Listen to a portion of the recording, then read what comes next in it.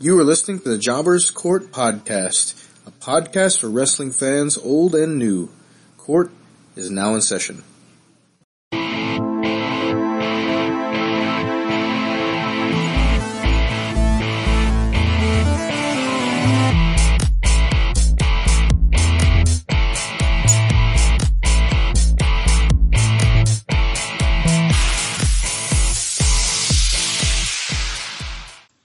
Hello and welcome. We are on Jobbers Court, episode 9.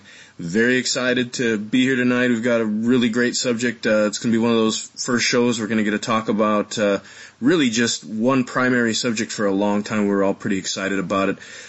As always, I'm going to be joined around our round table by Cedric, the wise old owl of wrestling, or WOW. Woo! There it is. And then the man of 1,004 nicknames, Howker Taker was a good one. Howksaw, Jim Duggan, the Howkbreak Kid. How are you guys tonight? I'm Howktastic. Howktastic, nice. And Owl, you are you feeling wise today? You gonna have any memory slip-ups?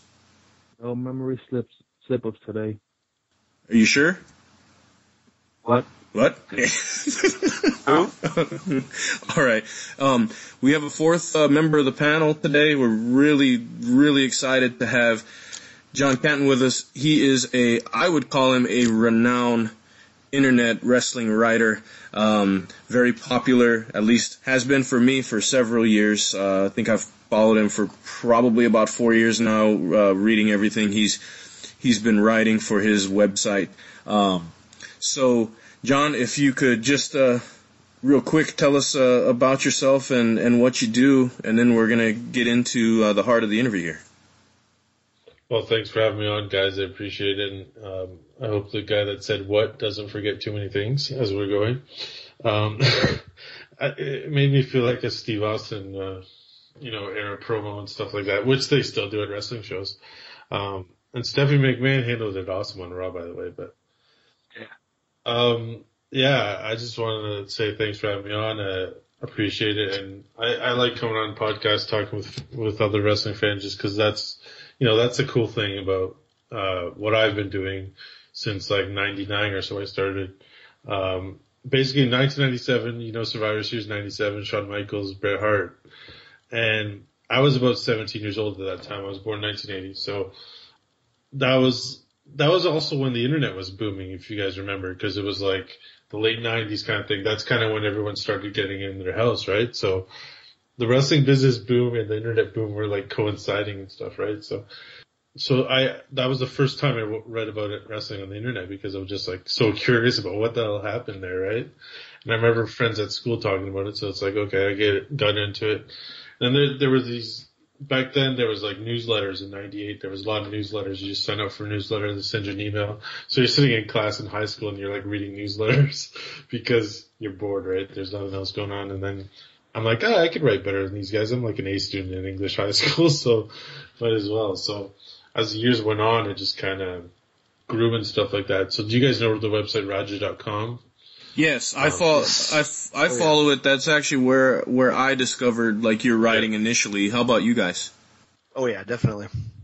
It's funny because it's just a guy named Roger. His name's Roger Kumar, and he's from Edmonton. And he's like, I'm like 35. He's a few years older than me. He just started on Angel Fire like back in like 97, and it was like, I don't know how it got so popular, but it did.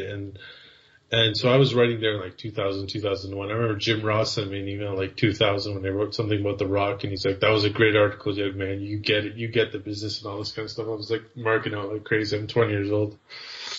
And so through the 2000s, I kind of, you guys know what life is in your 20s. You're like, yeah, you're going to school, you're dating girls, blah, blah, blah. All these things are happening. So I kind of was in a know. And then by like 2009 was that's when I started doing the Raw Deal, which is what people know me more than anything. The Raw Deal is my weekly Raw column.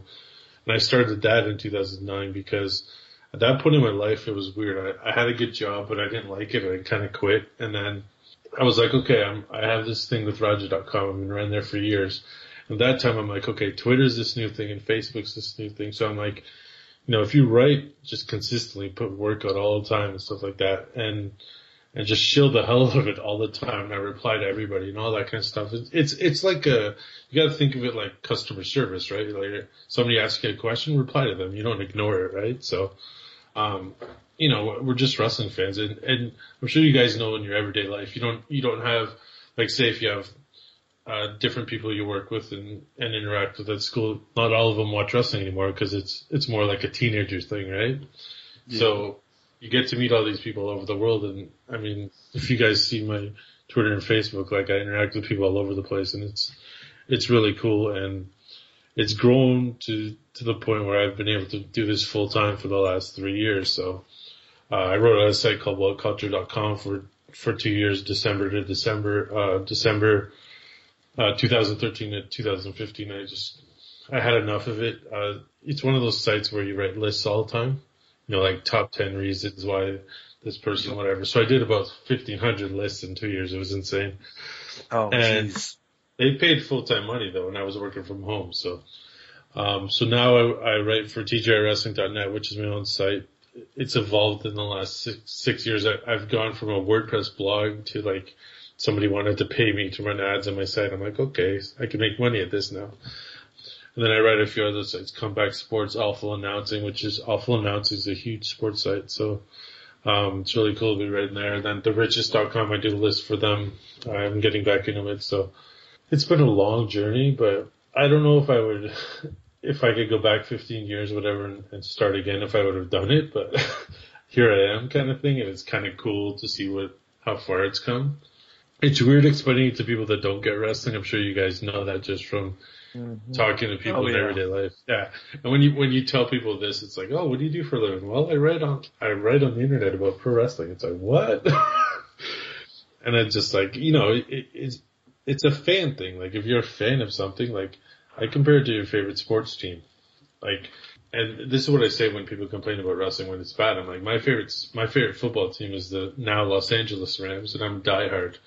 And in the last 25 years, they've had 5 winning seasons. So it's like, I love them, but I've bitched about them for 20 years. 20 of those years. Like, they're terrible, the organization, the way they've run things the last decade.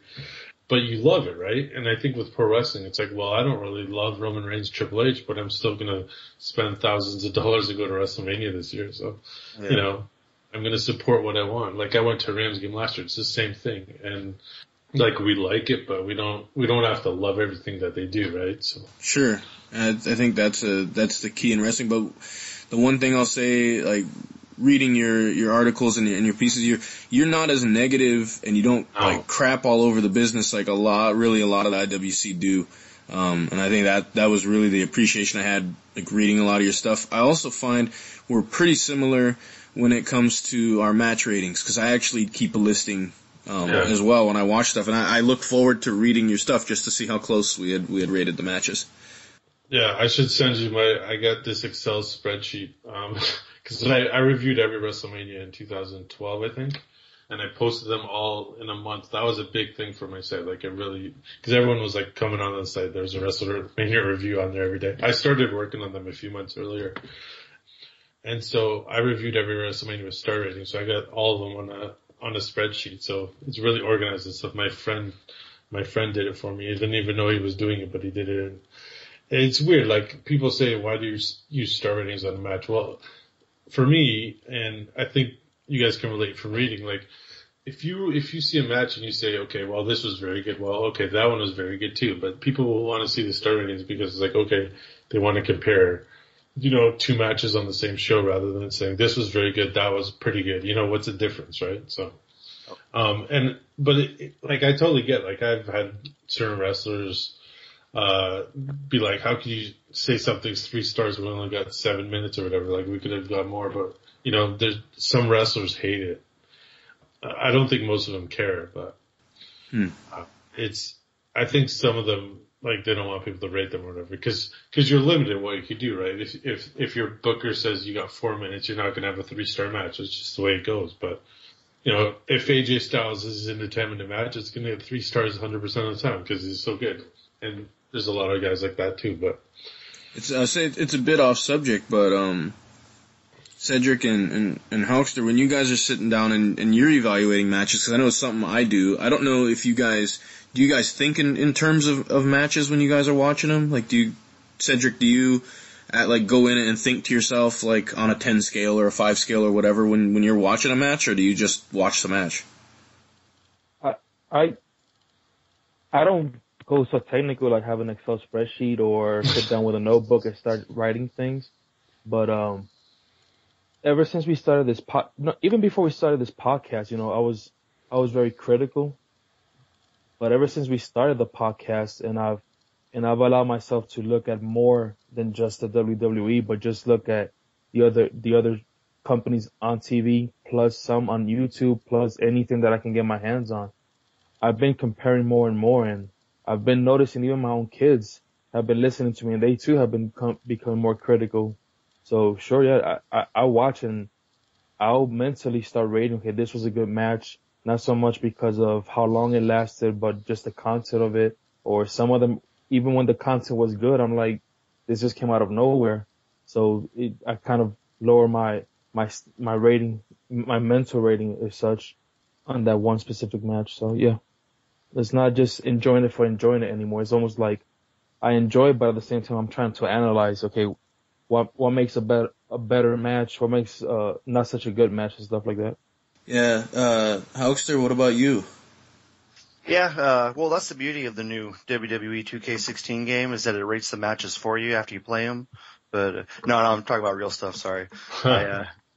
I was about to jump in because I was like, does it do it on computer versus computer? Because yeah, I honestly don't play the game. I watch the computer wrestle. That's how sad I am.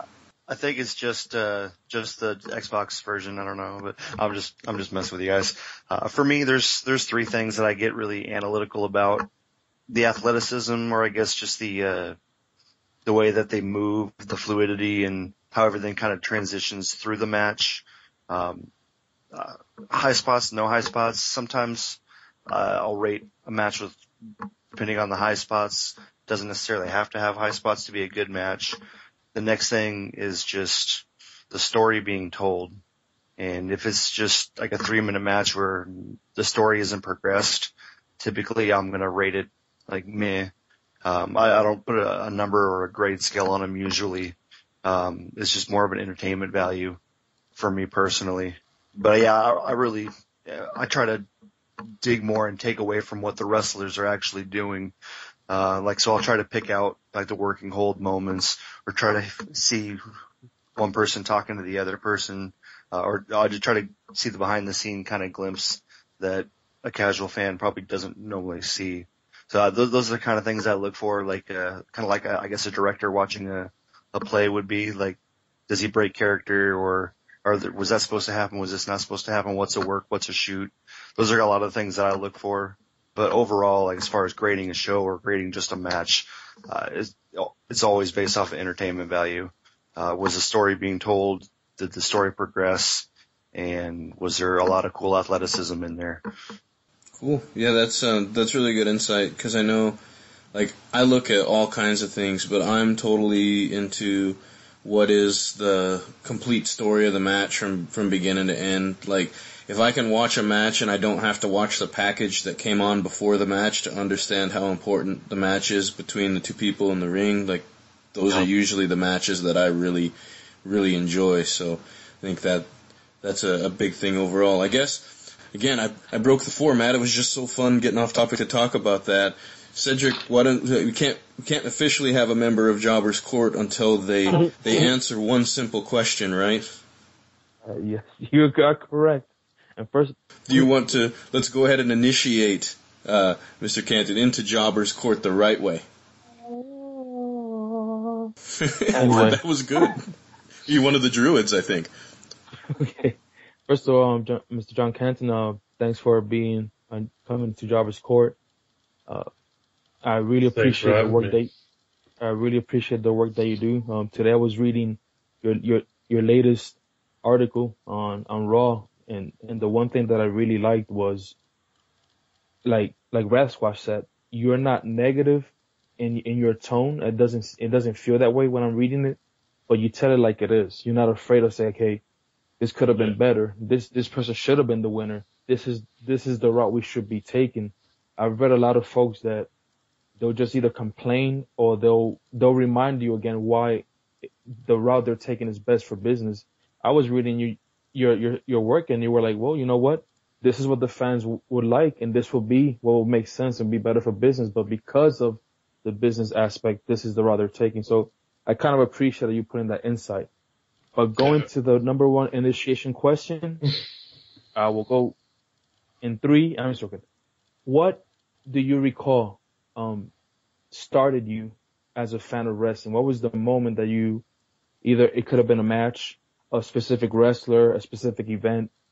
What was that initial memory of wrestling that you say, yes, this is the moment that I got hooked and I became a fan of professional wrestling? Yeah, that's a good question. I think we all have interesting stories for that. And for me, it's the first name comes to mind is Randy Savage. And I think, I don't have a good impression. And, I'm glad he's in the Hall of Fame because I got sick of people asking about that for 15 years, whatever the hell it's been. Because I don't really care about the Hall of Fame. I think it's kind of a joke, but whatever. And that's a whole other topic.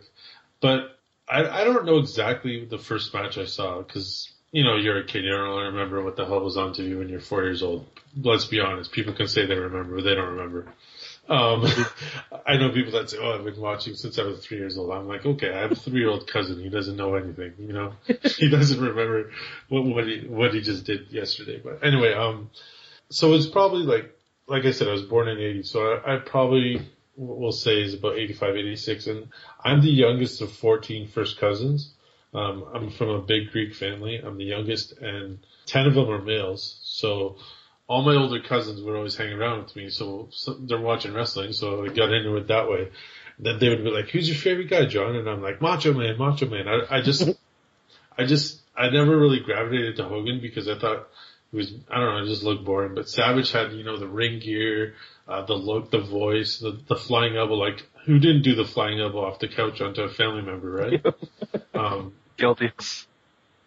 Yeah, so Savage, so I remember WrestleMania 4 when he won the title for the first time, and I remember just jumping around in my cousin's living room and just like high-fiving everyone because it was like my favorite sports team winning a title.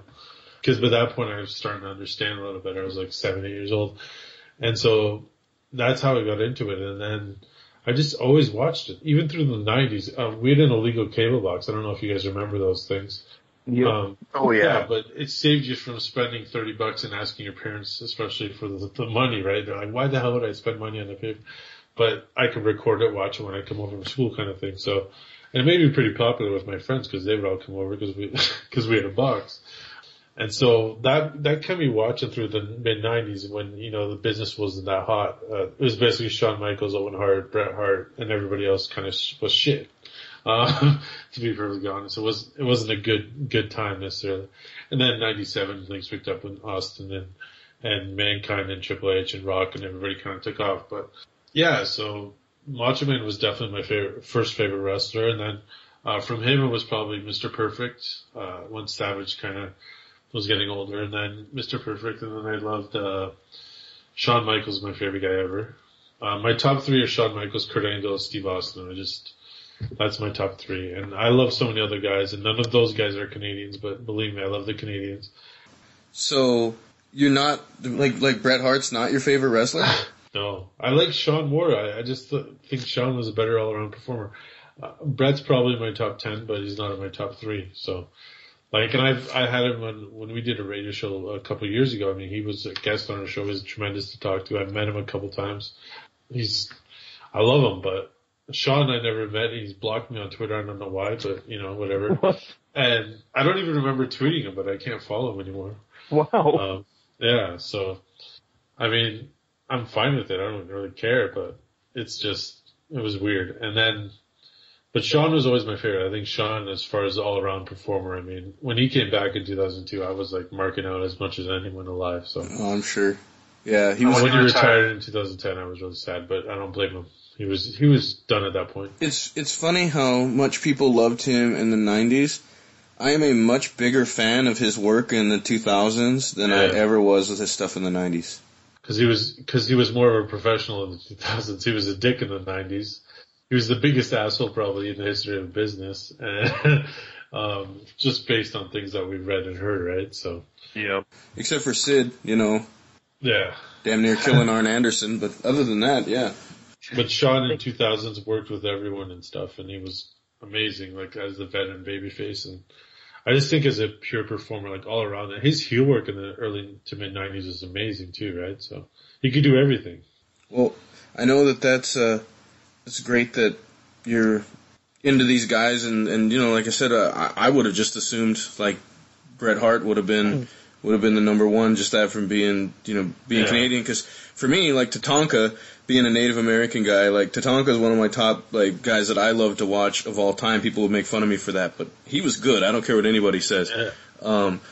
But yeah, no, that's great. We always love to hear everyone's story when they're on here, because I think that's really what gets us into the business and just talking about it. It's something that we love. When that Hart Foundation 97 angle was going on when it was Canada US, I mean, I love Bret Hart, but we're never at that point. But I wish that gimmick lasted longer. Like it was only about 6 months before he left the company, but that was like one of the best angles they've ever done, I thought. Yeah, and he said that was the most fun he had ever had. Yeah. That was the best promo work by far. Yeah, I think that, I would say I definitely agree. So, today's topic is one that's near and dear to our hearts. Lately, there's been a little bit of rumblings with Shane McMahon coming back, talking about a potential brand split happening. So before Triple H steals our ideas again, a week ahead of time with this cruiserweight title stuff and this cruiserweight tournament, before he steals our ideas again, we're going to get all of our ideas out for this brand split. So, John, as our guest, we'd kind of like you to start out and tell us if there was a brand split that was going to happen, how would you go about doing it? What would be a couple of things that you could throw out there that you think would make it awesome if they did it? Well, I would make them not book it like they booked like the last 5 years of brand split last time. Because if you remember, it started in 2002, right? They did that one draft on Raw, and it was Raw SmackDown. And so the first couple of years, they booked it in the way there was like Raw was against SmackDown, right? The guys on Raw didn't like SmackDown. So when you had like the Survivor Series and Royal Rumble and those major pay-per-views, it was a big deal when those guys interacted, right? And then after a few years, it was just terrible. Like SmackDown became the B show. They didn't have as many big name guys. Like Edge was really good on it, Undertaker was really good. And then there's kind of young guys, but they never really pushed like Drew McIntyre, Mr. Kenny, all those guys. They didn't push them as much as they should have. MVP and all that kind of stuff. So it was like, and then we all know Raw is by far the bigger show. SmackDown's taped. It's going to be taped forever. That's just the way it is. It's too expensive to run it live. And so I just think they shouldn't do a brand extension because they're not going to invest enough in SmackDown to make people care about it. But if I did it, what I would do is one champion, one major champion, because I think when you have two world titles, it really waters it down. There was a lot of guys like Ziggler and Miz. I know Miz won the WWE title, but I mean he wasn't a top guy really. And there's like Mark Henry, like there's certain guys that won the title, Jack Swagger, that come to mind, and it's like, well, they wouldn't have been world champion if they had one title, right? And it's also why like John Cena is like 15 or whatever, Triple H is 14, Randy Orton has 12, whatever, just 10, because when you have two major titles, obviously you have a better chance to win them. So I would have one champion on both shows kind of thing once in a while. Like if SmackDown was built around the IC title a lot more, I think that'd be cool for the purists and stuff, but I think it's going to hurt the casual viewers, right? Like for guys like us that are hardcore fans, we just want to watch good matches and good storylines, fine, we'll be fine. But we're going to watch anyway, right? So you got to cater to the casuals. So I think it's hard. What I would do is incorporate NXT guys into the SmackDown thing, like maybe put a stable of NXT guys, and they're only on SmackDown. So that way the hardcore fan gets to see the guys that they want to see, but also you can introduce them to like the bigger crowd.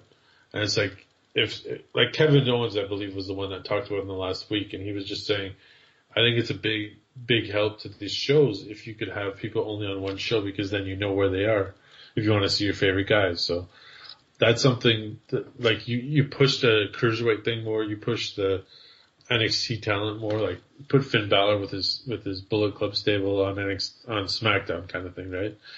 The problem also is that Raw's 3 hours and SmackDown's 2, so they're not going to put SmackDown 3 hours, and main event's not on television, so what are you going to do, right? So you can put an hour of the B brand, whatever you want to call it, on a WWE Network maybe. You just call like SmackDown, I don't know, give it some other name, but I think that's a problem too. I don't know.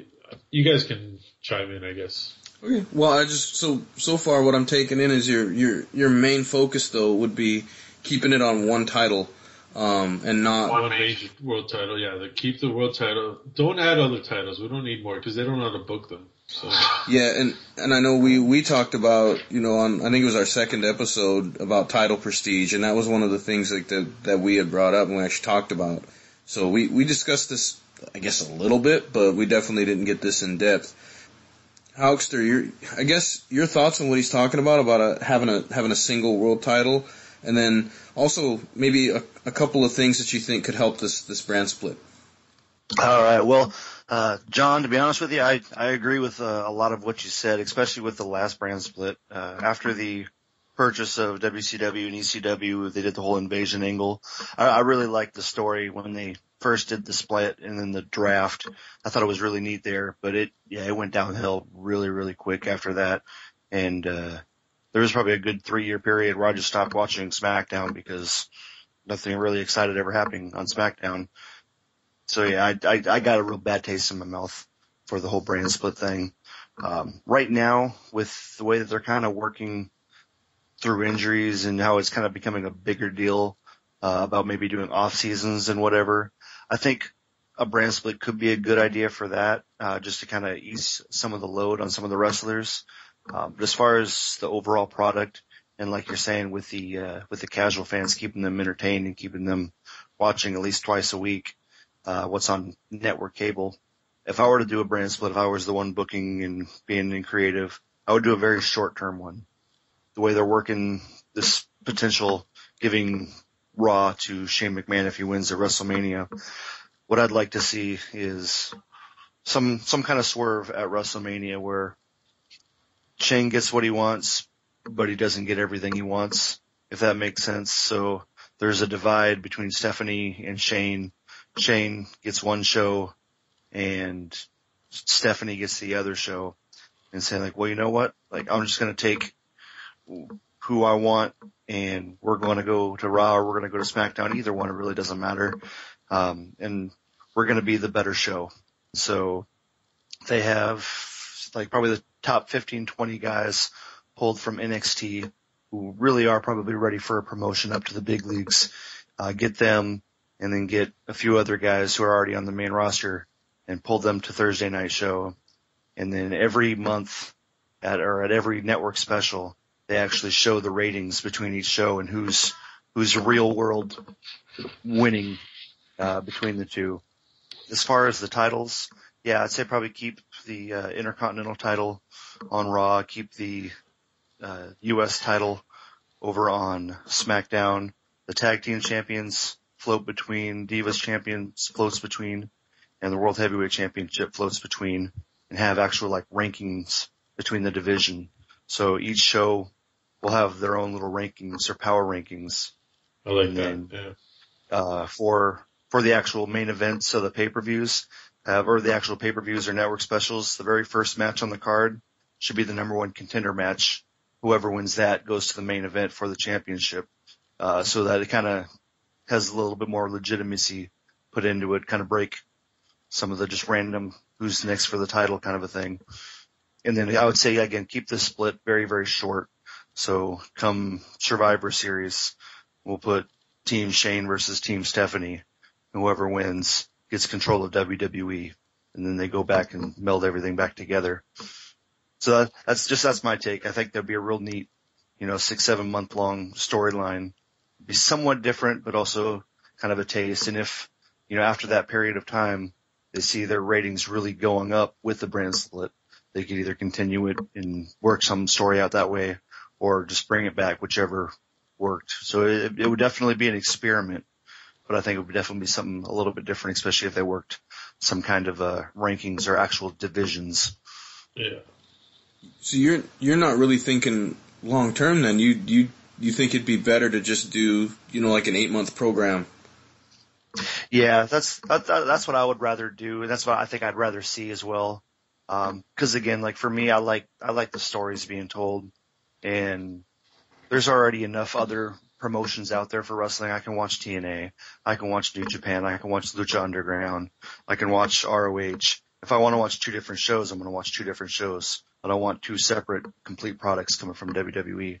I mean, we already got 2 separate products with NXT, and let's be honest, NXT is fantastic compared to what are some of the main products been pushing out lately. One thing I've 2 quick points. I like a lot of what he said. But the one thing that I really got to thinking when he was talking there was, do you guys remember Kurt Angle's Shawn Michaels feud in 2005? It's one of the best matches ever, WrestleMania 21. And they never interacted before that, right? Shawn came back in SummerSlam 2002. Kurt was on SmackDown, he was on Raw, so they never interacted. So when they went at it in that Royal Rumble, I was marking out like crazy. I remember reading rumors that it was going to happen. It's like, you don't believe it until it happens, right? So that's what you could create when you do the brand split, right? You keep 2 guys away, and then they come together in 6 months or a year, like however long the storyline is. And you don't have that anymore, right? So, right. And I think the other thing is it's easier on creative if they had a brand split, because, some guys focus on Raw, some guys focus on SmackDown. It's easier to tell a story when you don't have to do 2 shows every single week. And yeah, agreed. Because the characters are overexposed. Like, I love Dean Ambrose as much as anyone, but I write about Raw and SmackDown every week, and he's featured on every single show a lot. And it's like, I remember with Del Rio and Sheamus when they were pushing them a lot, they were on both shows all the time, and it's just like, they overdid it. And those characters are dead because of it. And I don't know. Anyway, you guys go ahead. I know others who want to speak. Well, no, I was just gonna say, like, that's interesting, and when I get to talk here in a minute, I'll mention about oversaturation. But Cedric, how about you? What would you want to see if a brand split happened? Yeah, I'm just listening to both John and Hawk Standing, and it's a lot of good points. Certain things I probably would have said if I would have gone first or whatnot, and some things I probably would have said differently. But I talked to the little owl of the house, my daughter, because we were watching NXT last night for actually, and I think she kind of she's been hearing the podcast, so she kind of mentioned something that Hawk Stanton has mentioned before, and it kind of made me think. I'm like, darn, if them 2 are saying it, it's a good point. She mentioned the possibility of, out of the 3 hours that Raw is, having 1 hour to expose the NXT guys, and I was and I've heard this before, and I was like, man, but why would I want to watch the network if we start putting these guys on TV? And she was like, but Dad, maybe if you give the casual fan a taste of NXT, they might want to get the network. I'm like, girl, what's up? She got a little bit of that. Here comes the money. Here comes the money. That's the genes right there. How old is she? She's 12. That's good. See, off tangent, I know, but I've got little cousins and nephews and stuff that I used to watch with, and now they're older, but it's good to ask them questions, because then it gives you ideas what they're thinking, because they're not like us, right? So that's who they got to market to a lot, because they got to make fans for life the way they made us for life, And I was like, you know what, that is a good point. They should start bringing some of these guys and just exposing them, just like you guys have said. I wouldn't use them so much as jobbers to build others, but actually just, I love when Sami Zayn fought John Cena. A lot of people were really upset when Sami Zayn lost. To me, it was a huge win, because I knew Sami Zayn from PWG when he was El Generico. Yeah. But now all of a sudden, other folks get to see what this great wrestler brings to the table. And I'm glad they kept Kevin Owens in the main roster, but even if he would have just been a temporary thing, again, you can see what these guys bring to the table. So exposing them a little bit, maybe the first hour on Raw. Something that I don't know if you guys would agree with me, but I was actually thinking about all the female talent they have in NXT and all the female talent that they have on the main roster on Raw. They show up on both shows, but mainly on Raw is where you see most exposure. I kind of thought at one point, if we don't want to split talents, like let's put one guy on Raw and then the other one on SmackDown, and because I like what John said, that does help, but not everybody sees it that way for some reason. I was like, how about putting most of the females, or if not all, on SmackDown and actually giving them a platform to finally show, hey, we're not just here to look pretty athletic and whatnot. We're here to actually show you guys that we know how to wrestle and we know how to carry a show as well. I'm not sure how that would look. Some people might think, well, you're separating them and whatnot, but I've seen a lot of good work from the ladies lately, especially on NXT, and there's quite a lot of them. And it would be nice for them to have an actual platform and have more time to develop stories with them and not just have a quick 3 or 4 minute match and we're done. And like I said, it's just an idea. Would it work? Maybe not. But when you're trying to get creative ideas and somebody says, hey, what do you guys think? You put all these ideas together and either you take it the way it is pure and don't change it, or you just try to make a few changes, mesh it with another idea and see what could work. The title thing, I think having the World Heavyweight Champion and then the WWE Champion, yeah, that was a little bit oversaturating at points. Like John said, some of these guys have this high number of record wins because of bouncing between one championship and the other. But we have mentioned the light heavyweight title. Yeah. If you could put that on SmackDown and actually show the lineage of that light heavyweight title, kind of borrow from New Japan Pro Wrestling, the way they promote, this is the X number title, first title rank for this guy, he's the 70th champion, whatnot, or this is the so many defenses that he's had, and you build the title that way, it could work. I don't see why not. It's worked in other companies. I don't see why it wouldn't work on WWE, other than a different mindset from the fan versus other regions or other countries. That would be the one thing that would not make it work. But there's so many routes to go with a brand split. It's just having a good creative team that will be able to work the storylines, build the storylines, not just make it, well, today these two are fighting, we have no idea why. And then next week they're fighting again, but we still don't know why. Just have a nice build up, like back the way it used to be before, where you knew why these two were feuding, and then the story was pretty much told in the ring with better actual wrestling. So I don't know if it's just me, but does it seem like booking now is worse than it's been since I can remember watching wrestling? I don't know how you guys feel about that as far as on Raw and SmackDown. Yeah, well, okay. All bashing aside, John Cena is the biggest cash cow for WWE, and he's a huge inspiration to millions and millions of people across the world. And no matter what you think or don't think of his wrestling ability, the guy puts butts in seats, and at the end of the day, that's why people do this for a living, is to earn money. I think he had the best year of his career last year too. Yeah, exactly. In ring especially, yeah. Yeah, but I think part of the weird booking is they had to feed a lot to that machine in order to get him there. And all these guys who I think probably could have been real big guys like Barrett, Sheamus, they've kind of lost some of that because of 50-50 booking. Like, we're going to build him up as a monster. All right, he lost to Cena, and then he starts losing to everybody else after he lost to Cena. I mean, you could say kind of similar thing with Rusev after the U.S. title thing. Yeah. So I think that kind of had a little bit to do with it. But just the fact that Cena's been around for so long, too. I mean, Steve Austin, at his height, was only, 3-4 years? Yeah. Yeah. Shawn Michaels, pretty much the same. You know, there was no decade-long mainstream focus with internet, Twitter, YouTube, all the different things. Sorry, I'm stupid when it comes to social media. It's Twitter, not Tweeter. Yeah, there we go. But something new like MySpace. I think just the longevity of his career, and again, nothing against the guy whatsoever, because everything I've heard has been positive as far as how much he busts his butt to do all this thing, exactly. It's like you can't hate on him for it, but I think just the longevity of it has probably hurt the opportunities for some other guys. But I mean, like you said during the U.S. Open, you want some, come get some. You got to knock me off my pedals, but you got to knock me off before you can take my spot.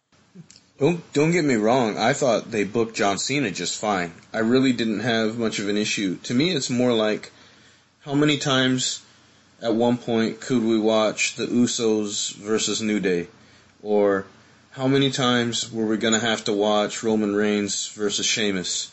And that's where it kind of bothered me from a booking perspective, because I literally would watch the match Monday, I'd watch the match Thursday, and I'd watch the match Monday, and it was the same two guys working. And as John said earlier, Kurt Angle, Shawn Michaels, they built up, had never wrestled before, and they built up to an event for that. We just don't get that enough, that anticipation. Because otherwise, what are they supposed to do on the network special? It's like, oh man, these guys again. Like, I've already watched that on TV 19 times. Why am I invested in the match on the network special? So, I don't know. That's just my thoughts. I think a big thing that fans don't take into consideration is they have the biggest rosters they've ever had in the history of the company by far. I remember writing a roster evaluation. I call it a roster evaluation back in early 2000s. You know how many guys they had on the roster back then? 40 or 50. Because they had developmental, but it was such a far off thing. Think about it now. There's 80 guys on the main roster. Because when you do 2 weekend live events, that's 30 people or so on each live event. Plus you're doing, some weekends they were doing 2 NXT live events, right? Because they were doing the bigger arenas, and then they're doing the smaller arenas in Florida, which is a couple hundred people. So they've got 140, 150 people under contract right now. So, it's hard to just say, okay, let's push these 10 guys and then who's going to lose, who's going to win. That's the hardest thing about the company right now. They're too big. And it's good that NXT is the way it is because it's a total separate entity and Vince isn't booking it and we're getting Triple H's mind for the business kind of thing because he's the guy that runs it, but it's hard to just, I can't imagine trying to use everyone. Look at the Social Outcasts, for example. I mean, they were doing nothing. Now they're together, but are they ever going to push? No, they're just a bunch of comedy jobbers. There you go, jobbers, your name of your show. But yeah, that's what they are though, right? Nobody sees them as anything more than that, and they're pigeonholed in that spot, and they're probably never going to get out of it, and that kind of sucks for them. But the roster's so big, they're not going to get a push over Sami Zayn. Or Finn Balor, whatever. Yeah, I think that every company needs enhancement guys, though. Yeah, but why put enhancement guys in a stable? Yeah, because they could feed the babyface pounding the shit out of them. Yeah, I guess so. It's just because there's strength in numbers. Yeah, there's strength in numbers. Yeah. But so, Cedric, you have a very, very intelligent child. I just want to put that out there right now because this whole hour prior to Raw is my brainchild. I'm going to take credit for that just because I can. They'll never. I just want to chime in. They'll never do it because USA Network's paying WWE $170 million a year, and they're not going to pay for NXT. They're paying for John Cena. Yeah. So. Absolutely not. But yeah. They should mix in NXT, definitely, but they can't dedicate an hour to it like people think. Yeah, well, and that's the thing. We know the 3 hours is never going away. Yeah. I hate it. Trust me, when I write about every week for 7 years, I hate 3 hours. The one thing I do want to touch on, though, is ratings. People talk about how the ratings are bad now, and ratings are down, and all these things. Still good. I would say I think their ratings are still pretty darn good week in, week out, and especially if you consider the fact that DVR doesn't necessarily count on ratings, depending on the box and which company and all that. It doesn't DVR doesn't pick it up. And if you're like me and sometimes you can't watch Raw till Wednesday because your son wants to watch it and can't stay up and watch it, so you guys have to watch it in little bits, and you don't get done watching it till Wednesday. Those ratings don't go into account until you're done watching the show. Not when it recorded, but when you've actually completed watching it. So if you look at the ratings that they put out on Tuesday or Wednesdays, there's a lot of people who probably haven't watched the show yet. And so I think the ratings, and then there's the illegal downloading, there's the streaming, all that stuff that's happening too. I think they're still getting a lot of people watching the shows, and heck, 2 million viewers is a lot more than most other shows that are on television today. Well, Raw gets about 4, but yeah, SmackDown hits about almost 3. And if you look at like their YouTube channel and stuff, like when Shane McMahon came back, within 24 hours on the YouTube channel, the WWE clip on the YouTube channel of that was like 2.5 million views. And it's like, that's, a lot of those people probably didn't even watch Raw, but they just heard about it. So they typed Shane McMahon WWE and they watched it. Like they stopped watching 10 years ago maybe, right? So, yeah, maybe, because they just heard Shane was back and they're like, oh my god. Yeah. Like, they don't want to sit through 3 hours, and I don't blame them. My uncle texted me, probably hadn't watched wrestling in I don't know how many years, but his son kind of watches it every once in a while. And he texted me and was like, Shane O'Mac, like randomly out of the blue, hadn't talked to him in probably 6 months, and he decided to text me that, because me and him used to watch wrestling together every Monday. And so yeah, it's funny how wrestling can do that to you. They can suck you in. For me, the brand split, I think, would be such a benefit. But if I was going to do it, if we're going to say Raw's the A show, let's make it the A show. Put your world title on Raw. Keep your tag team title on Raw. Keep the titles that are the top tier titles on Raw. And if we're going to say SmackDown's the B show, let's put the B show titles on that show, but make them important. So now SmackDown is your main show for your Intercontinental title. SmackDown is the main show for the U.S. title, even though those titles are kind of similar. You could also on Raw, if you wanted a lesser singles title, you could either put the U.S. title on there, because it's a fairly prestigious title, or if you were going to start up something new, like a cruiserweight title or something like that, there's time for it in the 3-hour show. But imagine if you did that. Now you were talking about these 10, 15 guys, this core group of guys that they're going to want to book and they're going to want to push. Well, if they're on that main show and you're giving them stars that aren't being used as enhancement type talent to help push these guys along, and then getting those guys sort of interacting, but then at the same time they're also competing a little bit with some of the SmackDown guys. Say you have another 15 or 20 guys. Well, we'll say even if that's 40 guys right there that make up a core of Monday nights and Thursday nights. Then you have NXT that's still going to do its more underground, hardcore fan type of output. I think that if NXT had a TV deal, it would be more successful in Ring of Honor. It would be more successful than TNA right now, and the ratings might actually be better than SmackDown on a 1-hour show. But I think that if you're able to use your talent in that way, and you're going to say Raw's your A show, I don't know, how would you guys feel about watching something where they really were focusing on the live show on Mondays with their top talent, and then having on Thursday nights having more of the Intercontinental title, some of the more intermediate titles? How do you guys feel about that? So basically, just the format of NXT, put that to Raw, one main title, women's title, tag team title, and everything's story-driven for the titles. Maybe some feuds interacting, but just kind of remove the fluff and simplify the product.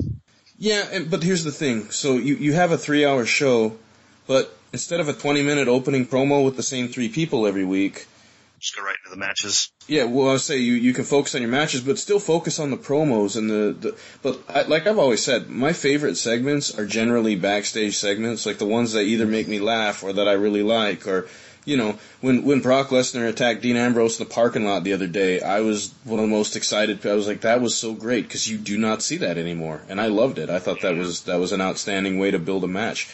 But they have 3 hours. But instead, what they like to do with that I've never understood how on a 3-hour show you can have a 5-minute match. You would think you would think that on a 3-hour show, like, everyone would get at least 10 minutes to get out there to the ring and do what they can do.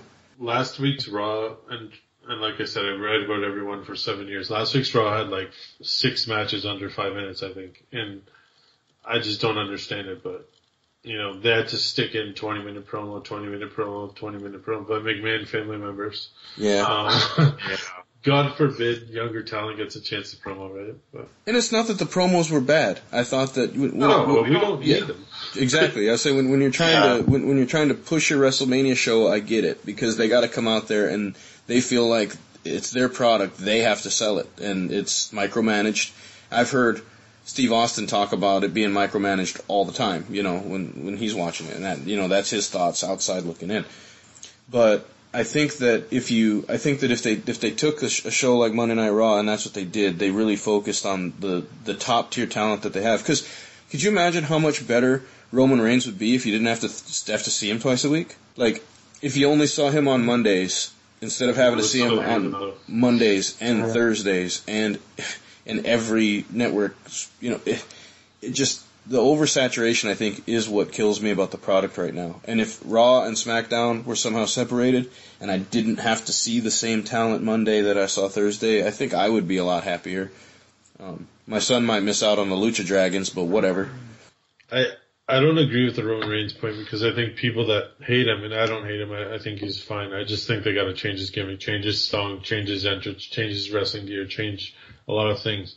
But the problem people hate is that he wins all the time, and that he's the chosen one and Vince is shoving him down people's throat.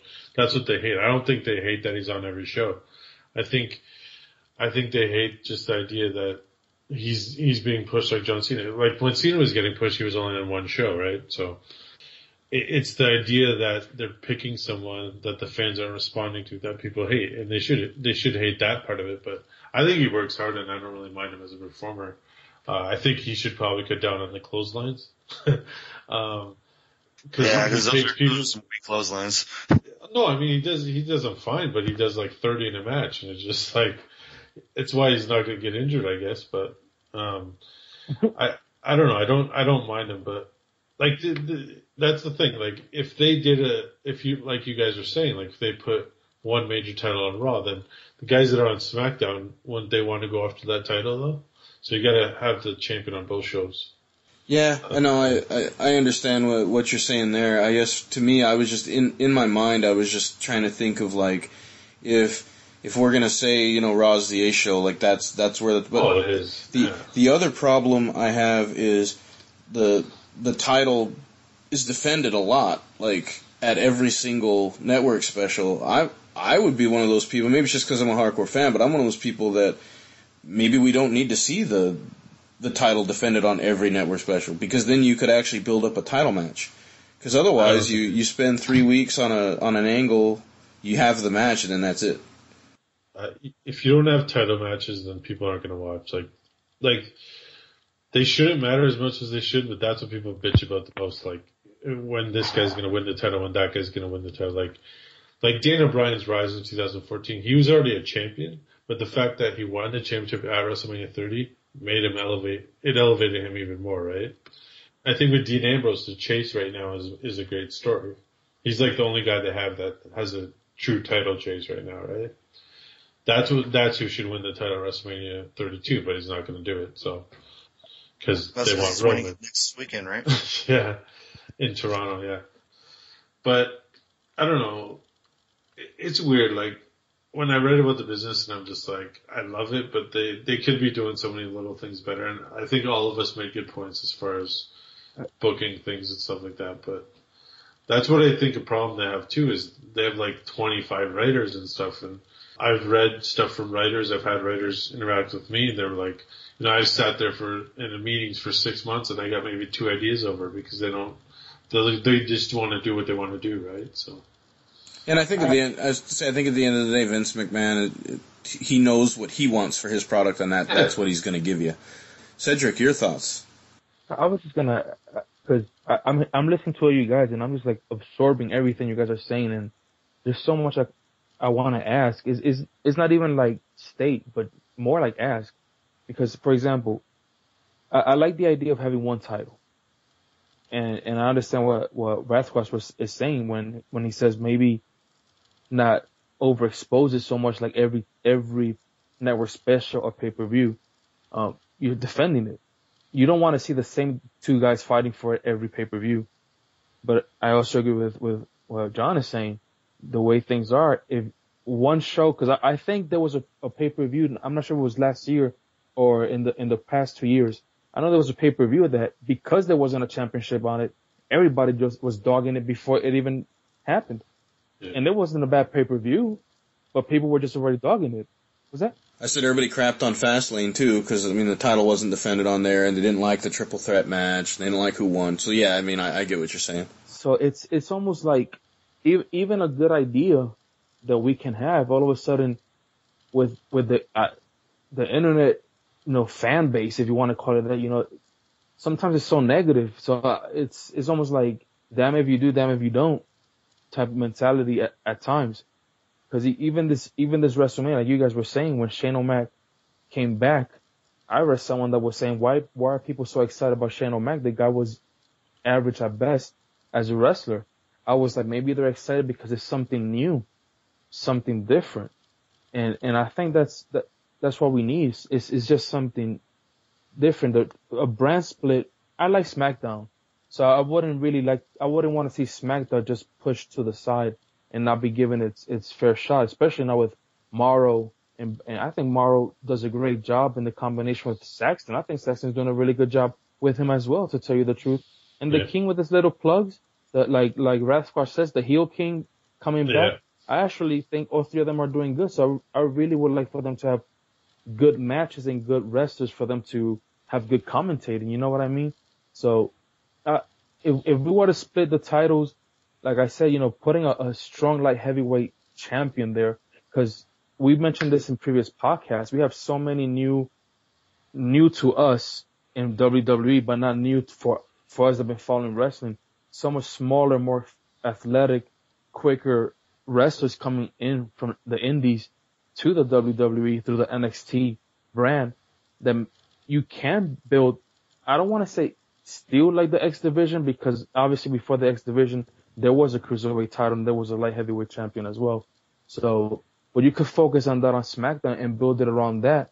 But at the same time, at some point, how they do it, I wouldn't know. But at some point, like John said, the guys on SmackDown will also want to go after those bigger titles on Raw. So you could actually build a good feud or a good storyline where this guy and you throw in what Hulk Standing said, the power ranking.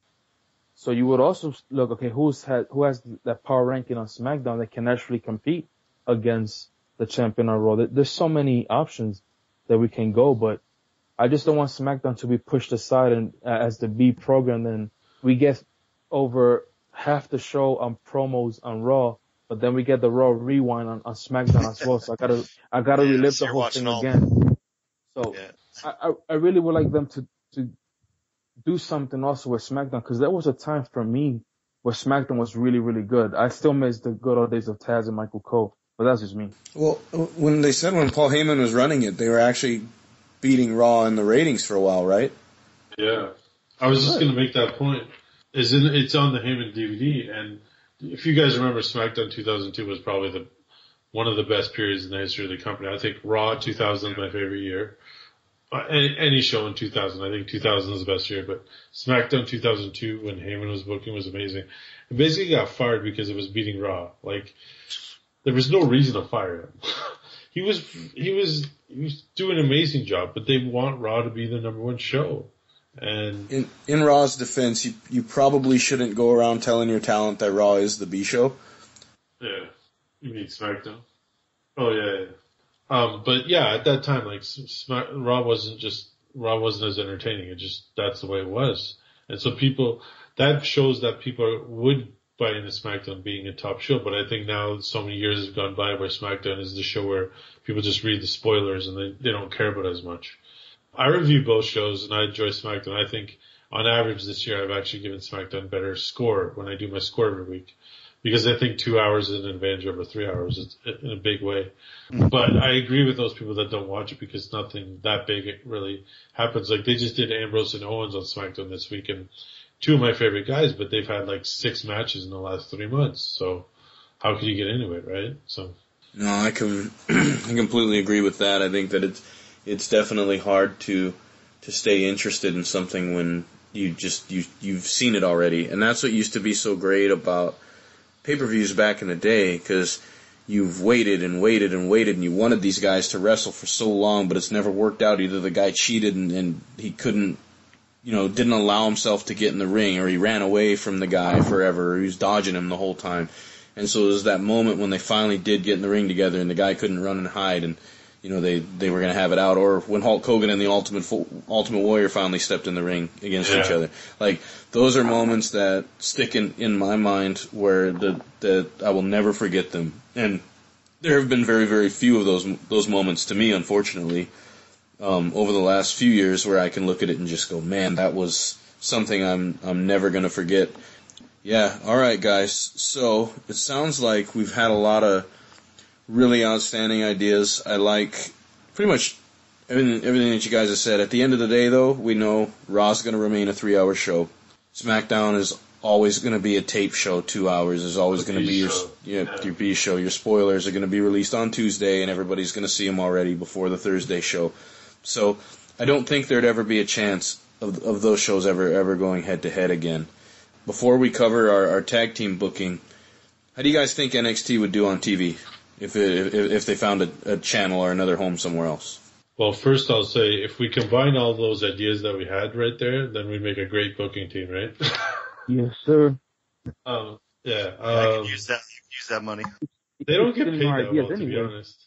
They don't get paid that well, to be honest, from what I hear. But one thing I'll say about NXT, I think there's so much value of it on the network that they don't want it to be on TV. I think they could probably get a TV deal anywhere if they want right now, to be honest, because everyone, like we were saying before, people think the ratings are bad, but having 4 million people watching Monday nights plus, say, 20% on DVR, right? So, and then SmackDown is still getting 2.5, 3 million. So I'm sure NXT would probably get 2 million on whatever night that they did, but that's more than what they get on network. But I think if you took it away from the network, you're going to hurt the network. So I think there's value in NXT as the network show. So I don't think they need to put it on a network, even if they could get money from it. I think they're going to keep it where it is. I can respect that. What do you guys think? Well, I got, all right, you want to go, Cedric? Go ahead, outstanding. All right, cool. So I've got, I think that NXT would probably be better on the network just because it's a different forum. And really one thing I've been noticing, no commercials, but really not even that, just the fact that there's a lot of people nowadays that really just don't watch TV.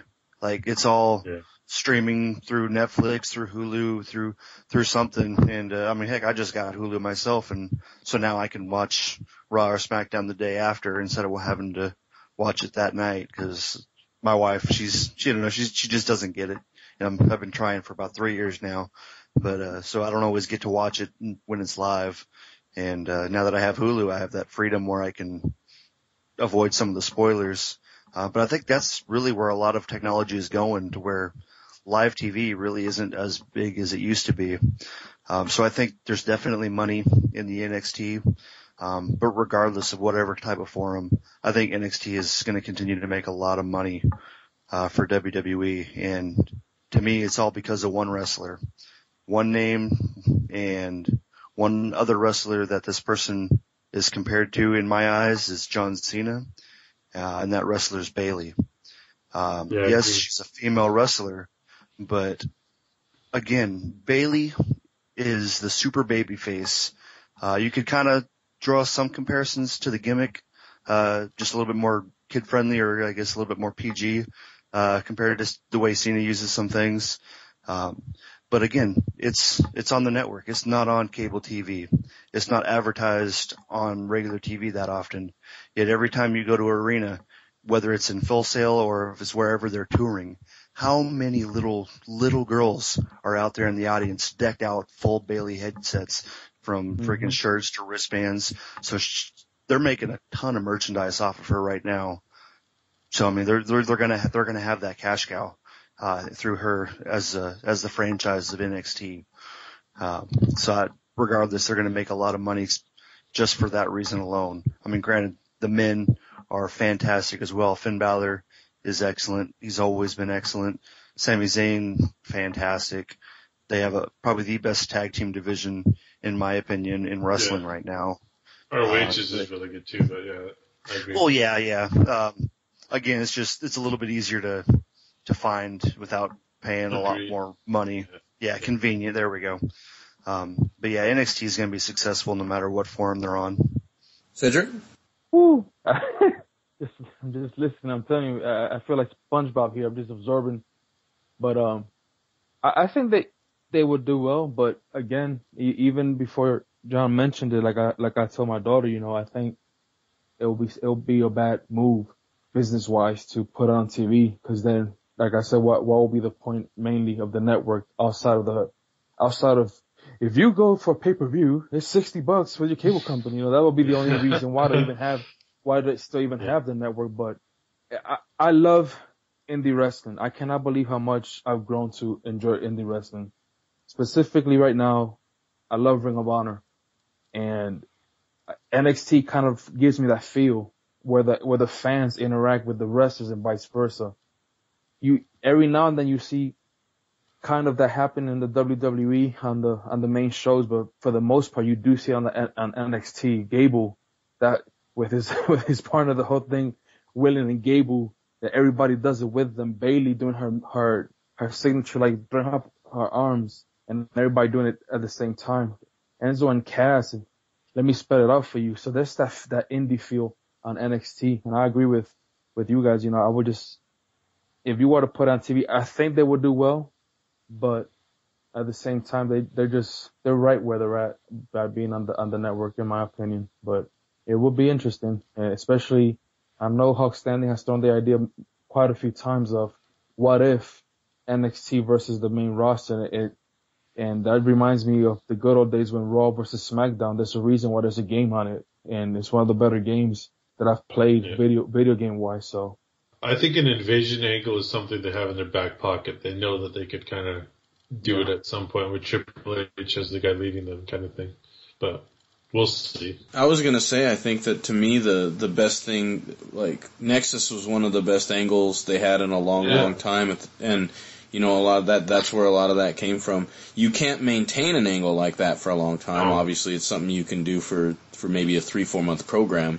But that was one thing I might get heat for this, but like I actually liked the Spirit Squad when they were around because of the way that they were booked to come in, and they had that whole stable feel, and even though they were lesser guys, they were taking out some of the top guys because just the numbers. I like when people group up in stables and it actually means something, unlike what we end up getting with the Social Outcasts and the League of Nations in a lot of degrees. If you have a stable and those guys are winning, and they're winning only because they have numbers, it works really well for them to advance as heels. And then when they finally do get beat up, and the top star beats all 4 of them, it's awesome. Retribution.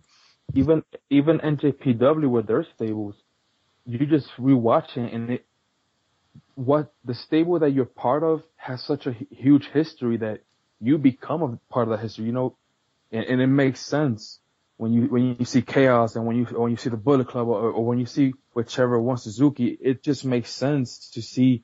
And even though the Suzuki one has like the founder of Pancrase, and you're like, well, he's an older guy. Look at his fights. It's just amazing fights that these guys have over there. So I agree that the stable can work. I thought at one point that's what we're starting to see with the Wyatts and now with League of Nations.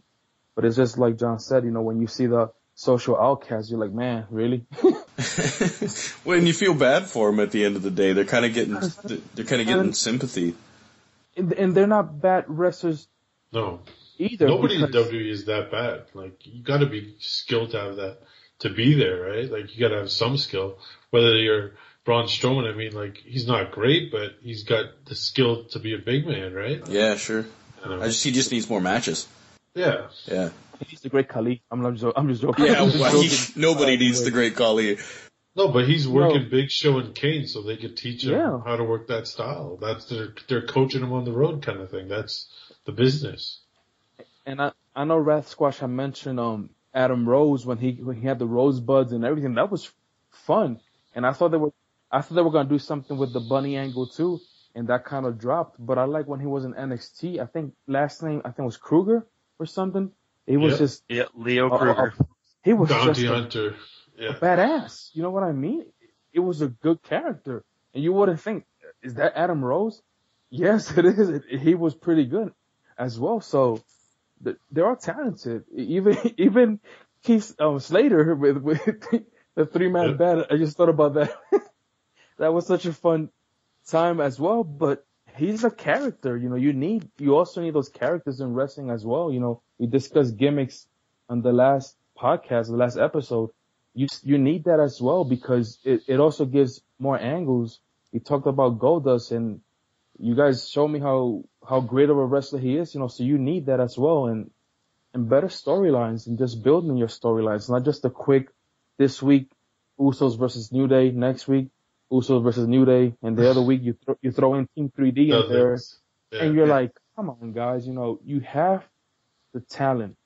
It's bad that you saw some of your major players get hurt, but that lets you know that build some more guys. So when this does happen, you have a backup plan and not just look like, well, we have no idea what we're doing. So we're just throwing ideas out there to see if something finally hits the jackpot. That's just what I think. I know we're way off topic, but just based on what you were saying, you know what comes to mind right away was Damien Sandow because, he took that crappy Mizdow gimmick, which was crappy at the start. Mm-hmm. But in 6 months, he made it look like it was the most fun thing. The fact that he was mimicking Miz's bumps outside the ring was the funniest thing we've seen in years. Yes. And so nobody told him to do that. I think he just kind of did it on his own kind of thing, right? So, he got over in that ridiculous. They never followed through though. They never had a pay-per-view match. They didn't blow it off. The Miz went and filmed a movie and that was it. Like, it's the worst, one of the worst examples of not following through a storyline. I mean, they're handing you a layup. Like, here's a guy that the crowd wants to cheer and the crowd's going to root for, and you don't do anything with him. Like, cause it wasn't in your plans. And that's the kind of thing that frustrates fans and me and everyone. Well, I blame Hulk Hogan too, because as the meta powers, I'm serious, as the meta powers, those guys were over. Him and Axel, dude, they had me cracking up every week. And they were coming out there, the meta powers. They had me cracking up every week, had me looking forward to watching them. And then stinking Hulk Hogan, man, had to bury him, you know? So, but no. Sex tape from 10 years ago. That's right. Sex tape of doom. That's what it'll forever be known as. Yeah. But, alright guys. Well, we've seen Damien Sandow maybe twice on television since then. Yeah. Well, alright. So, brand split. End of the day, real quick. Would you want to see this? Yes or no, John? If Vince McMahon wasn't booking it, yes.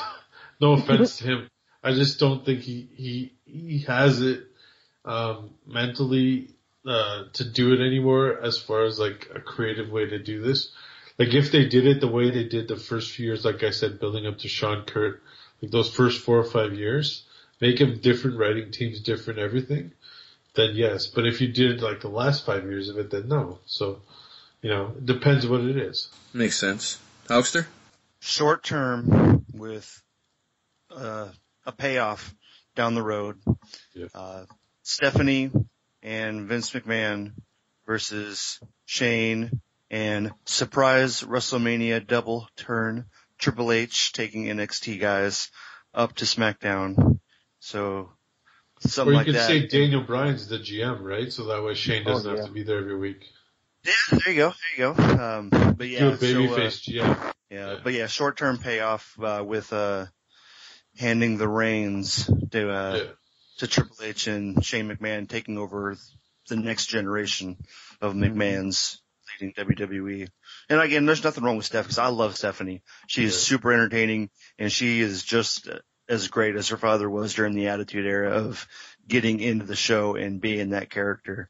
Yeah. So I love that. As far as the creative, I really don't know all that. I just know Vince has the final say. But I think once he finally gives that to one of those three, then we have something there. I gotta say this. When John said no to Vince McMahon, in my mind I heard, shut up! That's all I heard. I was like, shut up! You're fired! Oh, is that Mickey? Yeah, that was Mick coming out again. Mickey. Anyway, I want to see the brand split. I think it's time for something fresh.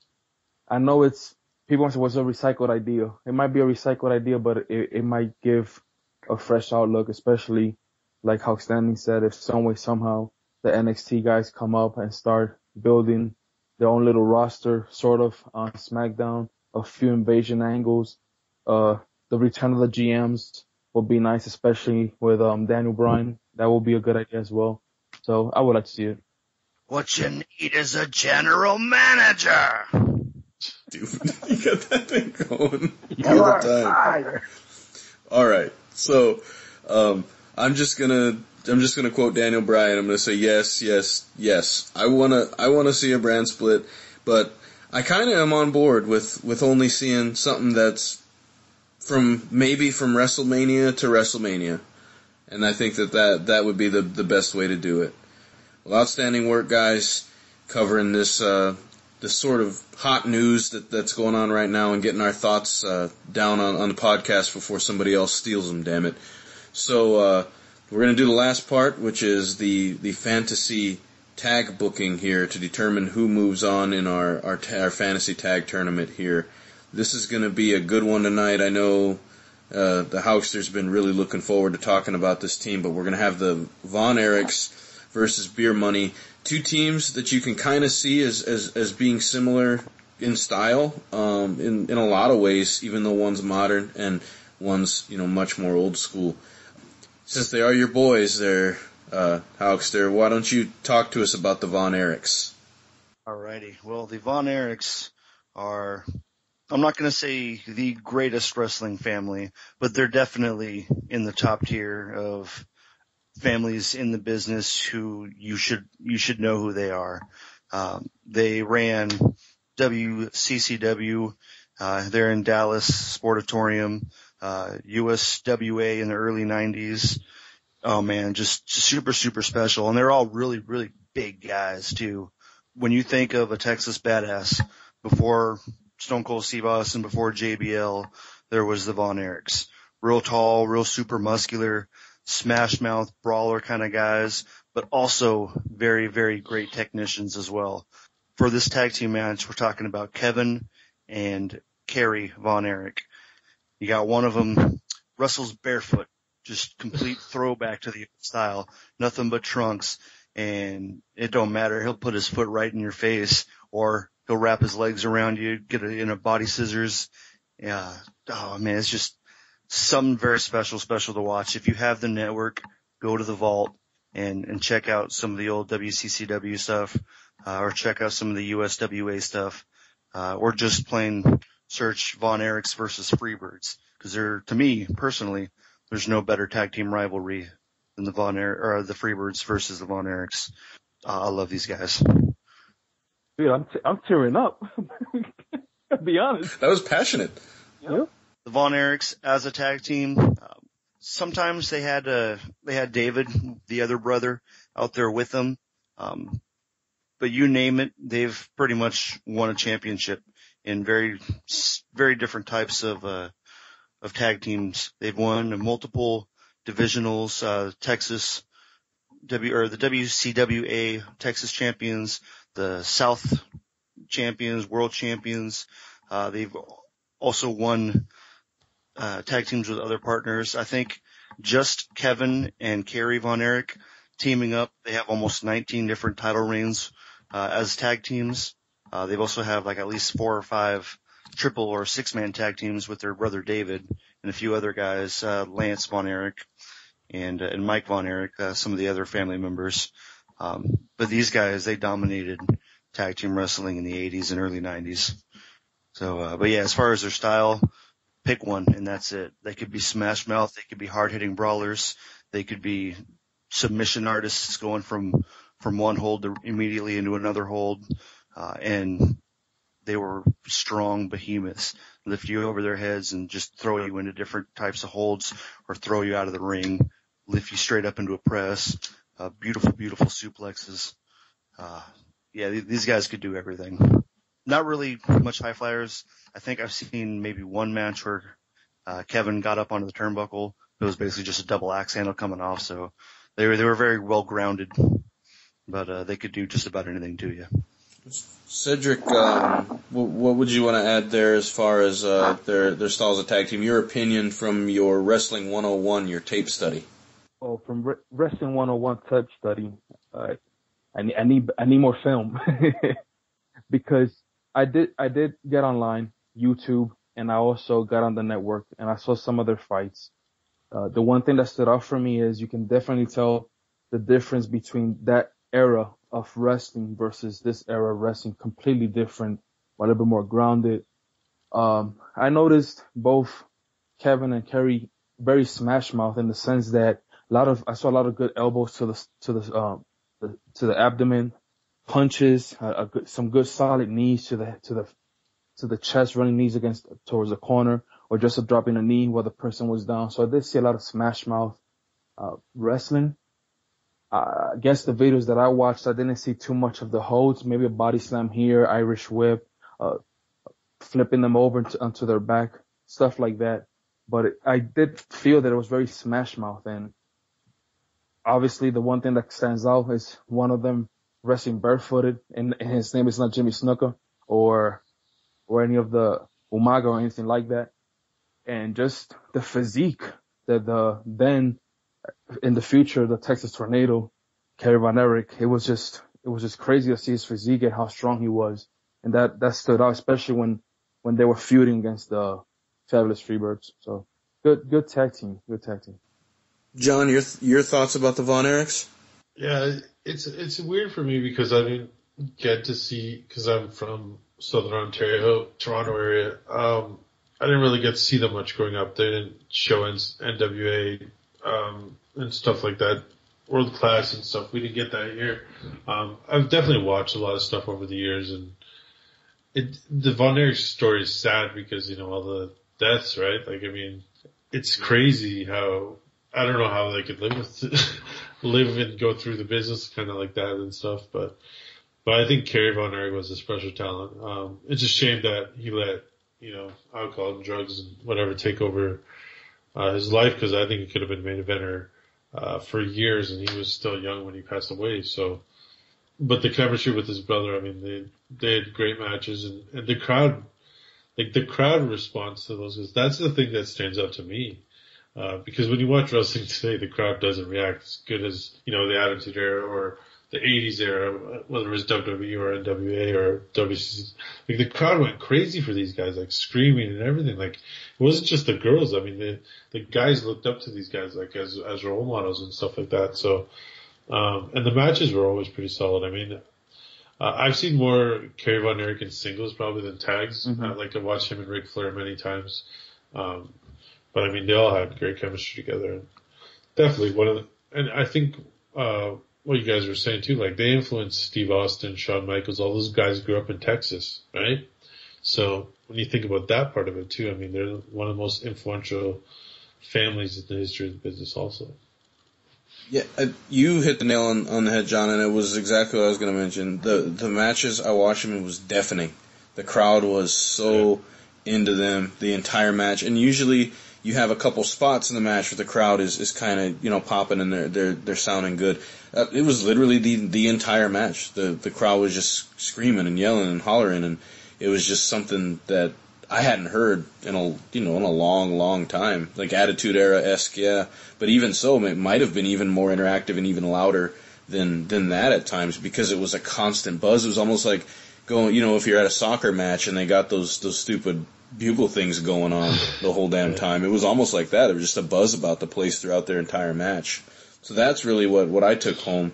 I don't have much else to add. I think you guys covered them as a style, as a tag team, kind of for them as a team, very prestigious, good chemistry, obviously, and then their accomplishments kind of speak for themselves. But John, do you want to talk to us about Beer Money? Your thoughts on them? Oh yeah. With TNA, I mean, I started watching it from the beginning. So, this is back when the legal cable boxes thing, they were around in 2002. Do you remember the company started with 2-hour pay-per-views on Wednesday nights? So, I mean, I would record them or watch them or whatever. And Rude and Storm started pretty early, but, so then Storm was in America's Most Wanted, Rude was with like Team Canada, and I think 2008 or so they got together. And it was interesting mix because they had this character of Rude that he's a rich guy or whatever, which wasn't true, but whatever. You know, he's actually trained by Val Venus. Really? No, I did not know that. Yeah. He's from Peterborough, Ontario, which is about an hour from Toronto. And he still lives in the Toronto area. He's one of the few wrestlers that most of them moved to Florida. But Edge lives in North Carolina now, but he lived in Florida for a while. But most of them live in Tampa because once you got the money, it's kind of like, go move in the South. But yeah, so he grew up there, and I think you could say that Rude's probably the best wrestler of the last 15 years in the North American wrestling that never went to WWE because everyone else has now. Because even Storm was there for a bit, right? So I think it was a good mix because you had Rude was not an over the top character, but I think Storm was. So like Storm's basically doing the Steve Austin gimmick of being a Southern drinker, right? Like Sure. Yeah. It's not like it's a new gimmick, but it worked well with Rude because it allowed Rude to show more personality because before that he was playing like the stuck-up rich guy or whatever.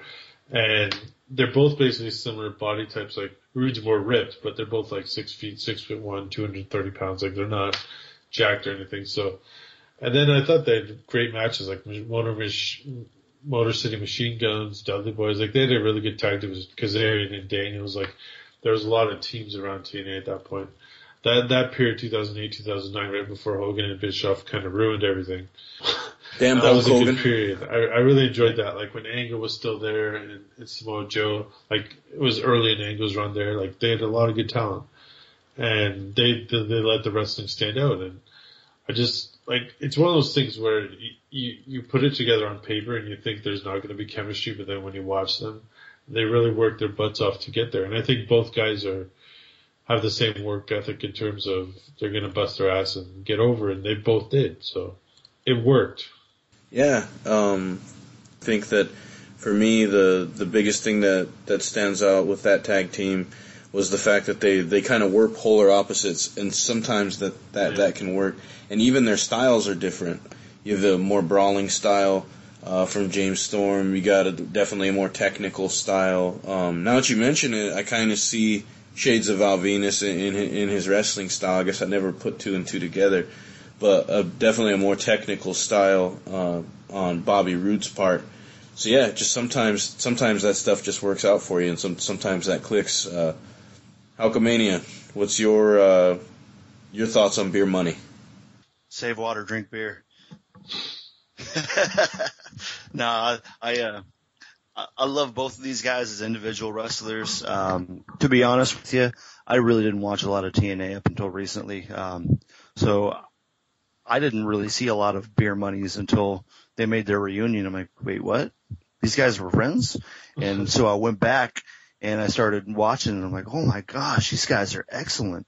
And they kind of reminded me a little bit almost of the original DX, not to the extreme that DX went, but just the kind of the corny, funny kind of moments where you have the blue blood and the Southern Texas cowboy kind of Mick coming together and just having fun with it.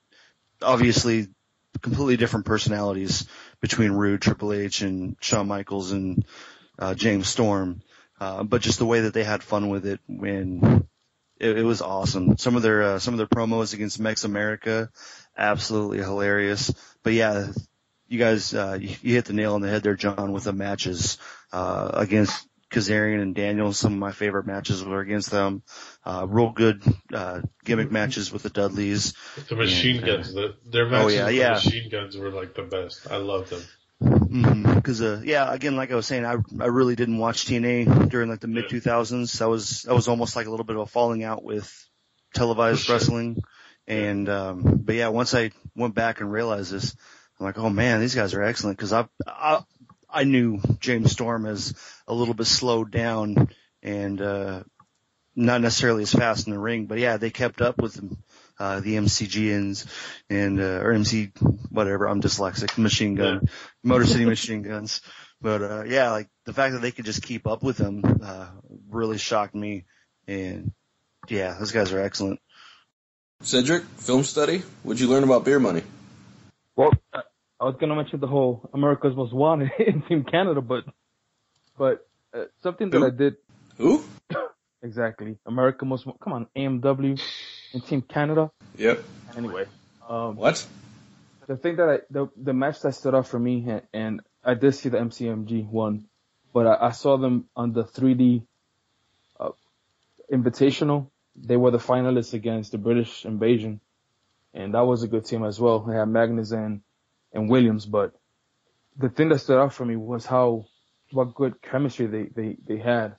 As you guys already mentioned, Bobby Roode is the technician, but a strong technician in that team, and James Storm is more of the brawler, and it just mixed well. I saw a promo, well, not so much a promo, but an interview that Bobby Roode gave, and he said it. He's like, sometimes you have two individual wrestlers that get together and hit it big as a tag team, but in their case, you had two gentlemen who had always been tag teams. And then when they separated from their tag teams to join them together, it just, through hard work, it just ended up gelling. And you can definitely see it on their matches. Just really good technical matches with some really strong double teaming, tag teaming between them two. And even though it's not really quite a finishing move as a team, they kind of try to match either the last call super kick that Storm has or the Roode bomb that he does. But for the most part, it's just a strong team. Just good wrestling, good technical wrestling, the way we like to see it. Not just high spot after high spot, but just really good wrestling, because every now and then you'll see Storm drop an elbow. And it's funny that you mentioned Val Venus, because in the match that I was watching, Roode does do the money shot splash that Val Venus used to do. So that also caught my eye today. So it's pretty good stuff to know that they have that connection. All right, Cedric. So who wins? Who do you got?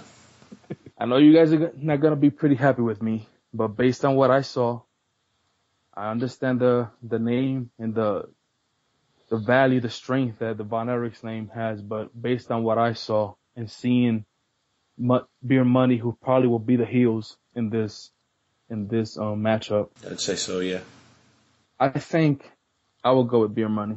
I think I think Kerry's the bigger one, right, from the Von Erichs. Yeah, he was definitely the best Kevin was physically. the barefooted. Yes. I could just see them probably isolating Kevin with a lot of strong tag teaming, double teaming, and obviously Kerry would show his power moves and probably try to save the match for them. But I can really see Beer Money at the end. Just when you see them, it's two bigger guys, whereas in the other side you had one smaller guy compared to the other brother. But in my opinion, based on what I saw, the technicality of the match that Beer Money had versus a more brawling Smash Mouth, the films that I study from the Von Erichs, I didn't see that many holds. Maybe they do have more matches, but based on what I saw, if I go move for move and hold for hold, I will go with Beer Money. Nice. Okay, so a little bit of an upset, I'd say. Although I did predict this would be very close. Huckster? Alrighty. Well, match aside, just going back to as far as over, like just popularity, prestige of the two teams. I'm gonna call a spade a spade. TNA is not WWE, and they're just not gonna be as over. Back in the day, the Dallas Sportatorium was the Madison Square Garden of the South. Like that's where people went. Whenever you talk to or hear about Stone Cold or I was going to say that. Yeah. You hear Stone Cold or Shawn Michaels talking about why they decided to become wrestlers, the first names that they always mention is either the Von Erichs or Buddy Rogers, or those kind of guys, and the name's right in there. These guys were the main attraction of the Dallas Sportatorium, WCCW, USWA. And as far as in the match, again, they could hold their own with the Flairs of the world. You know, they had just amazing matches with everybody. And as far as in-ring ability, again, almost kind of a Smash Mouth versus Smash Mouth kind of team when you have James Storm going up against them. But they also had the technical grappling ability as well to match up with Bobby Roode. But to me, the difference is going to be that claw. Once Kerry or Kevin gets that claw on you, you don't break the claw. So that's going to be the finisher right there. Okay, so 1-1. John, your thoughts? Yeah, I would say the Von Erichs. I think the historical significance is way too important in this case. It's like I've seen more beer money matches, and I think they're a great team, but it's just I don't think it's the same level. Like they're good, and it's like how can you compare 2008 wrestling to 1988? Sometimes like it's a different style, like because they weren't doing the watch a match today compared to back then. It's a big difference. So, but I think for their time, there's few teams better than what the Von Erichs were, like maybe the Hart Foundation, the Bulldogs in that era kind of thing. But very few guys are at that level. And I think Beer Money, they were probably the team of the year in 2008. And you could probably, argue for other years too. But I just think Von Erichs are too important historically to ignore it, So that's my pick. I think after the British Bulldogs lost to the American Wolves on this very show, I have looked back at that and looked for that same kind of weakness that we said the Bulldogs had as faces. But the Von Erichs actually didn't have that. The Von Erichs were not necessarily willing to use heel tactics, but their brother David would on occasion do what he needed to do if they were outnumbered or if there's the bad guys, the heels were taking advantage of them. He would step in and do what he needed to do to sort of even the odds. So they didn't just allow the heels to be heels and get over on them with that.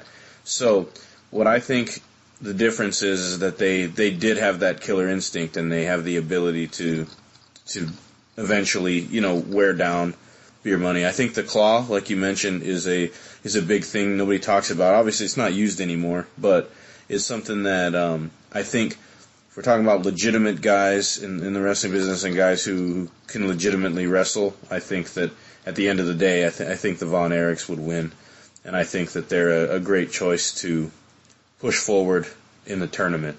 It's 3-1 there. For this one, but I will say it is very close, and it would be an amazing match regardless. All right, so had a great time. We had John Canton on with us again, and I wanted to give you guys any last thoughts here before we kind of let John plug his website, the things that he does, and where people can find him. You guys got anything else? Yeah, I just want to say thank you again for joining us here.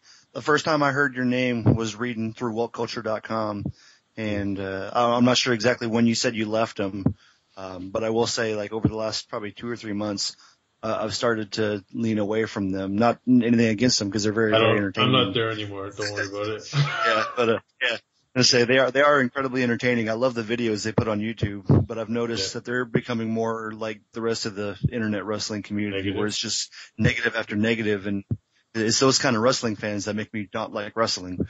But I'll definitely love a lot of your articles, and when King Wrath Squatch first said your name, I had to think about it. But yeah, as soon as I hit those old articles, like, oh, okay, I know exactly who this guy is. Wait, he's going to be on our show? What? So yeah, definitely a pleasure having you, and love the fact that we got to pick your brain and listen to you. Thank you again.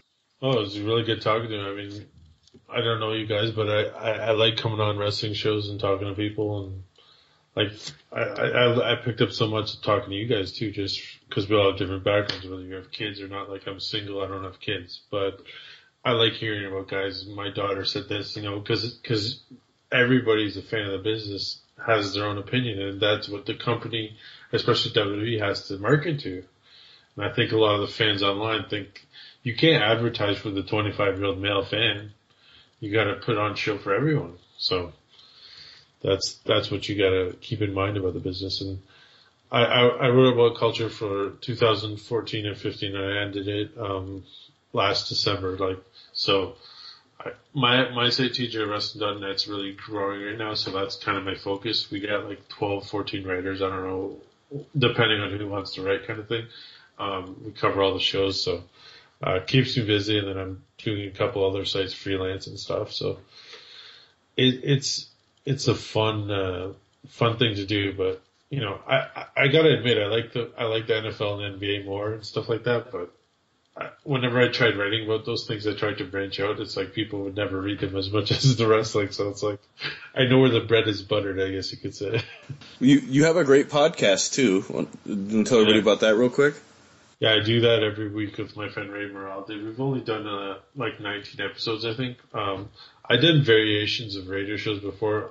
I did one with a couple of buddies for a few years, and it was on Blog Talk Radio. I don't know if you guys ever used that, but it was live basically, right? So, yeah, I'm actually looking into it right now.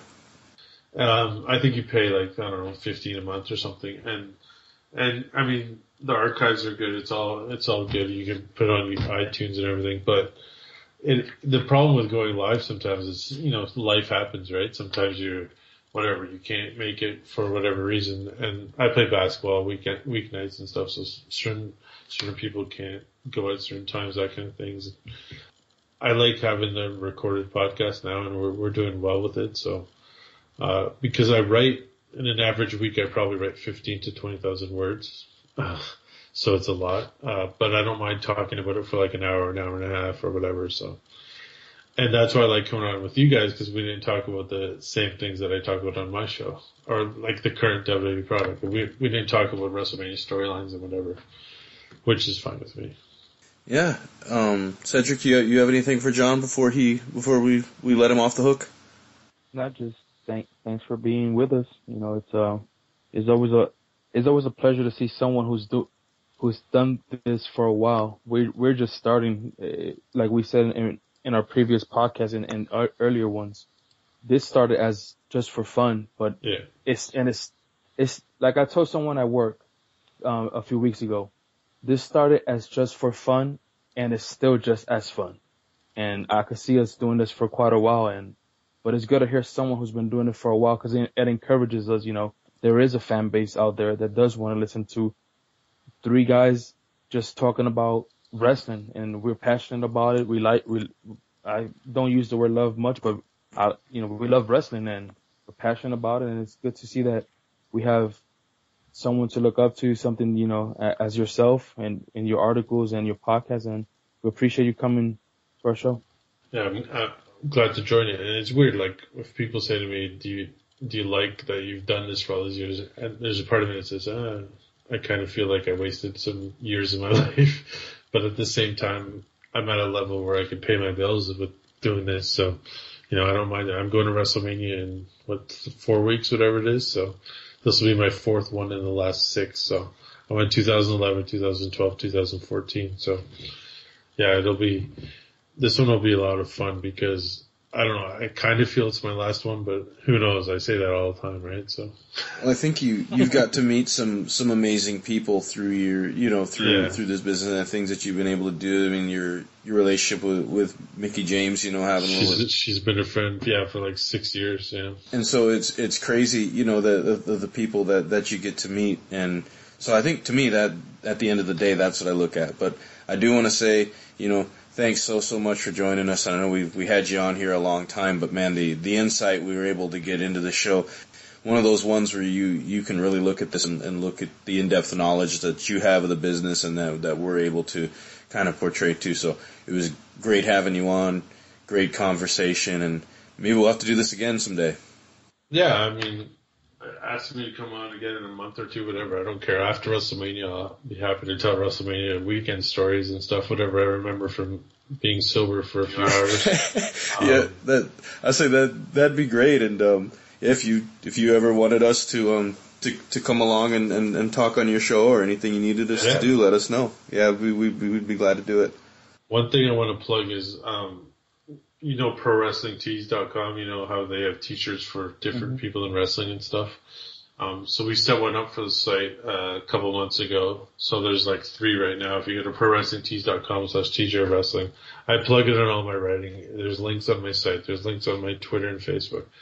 And people tweet me pictures and Facebook me pictures of wearing them. So one of them just says Teacher of Wrestling. One of them says The Raw Deal. And the other one is all these phrases that I use in my writing. This guy made it and he designed the phrases in the letters of TJR, which is the John Report. So TJR Wrestling. So it's funny. So on the top it'll say knock the fuck out, because whenever like a big show match or whatever, I use that because it's from that movie, right? And then, yeah, Friday. And then, the roll up, how when guys win a match by roll up, I hate that finish. So I call it the roll up of death, and I always write it in capitals and stuff. So there's certain things like in my writing that people will know. So, that one's actually sold pretty well. So that's something just, the shirts are like $20. I get like $7 a sale. So hey, why not? And yeah, John Report, on Twitter is at John Report, tjwrestling.net is the site. Facebook, just search John Canton. I know guys are on there. So yeah, the Facebook page is funny. It's like, it's a madhouse. I try to keep up with it and try to respond. Like I said to you guys earlier, I'm like, you gotta just always respond to people because, you gotta appreciate them for spending their time reading or listening or whatever, talking to you. Sometimes I get flooded with stuff and I can't respond to everything, but I try, yeah. Again, just thanks for being on, and it's been a real pleasure, and this has been definitely one of the most enlightening episodes from just 4 dudes who just sat and just wanted to talk wrestling. So we appreciate it, and if no one has anything else, then Jobber's Court is adjourned. Thank you.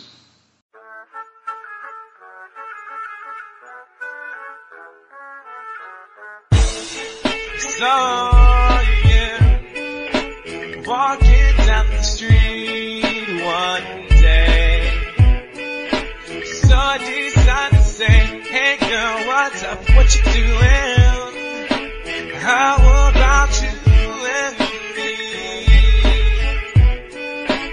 we could go there, that would be really key.